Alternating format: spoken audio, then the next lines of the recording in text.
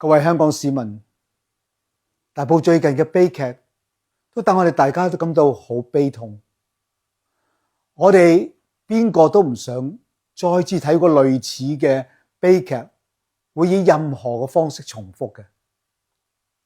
治療、復原、重建家庭以及社群呢條路咧，將會係好長。呢一個旅程將要係需要良好嘅管治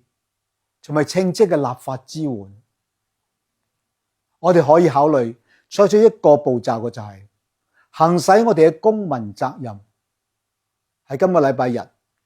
按住各人嘅良心嚟幫助組成下一屆嘅立法會，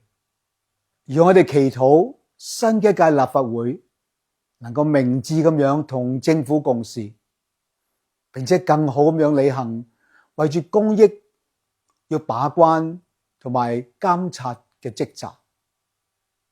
最後，我祈求上主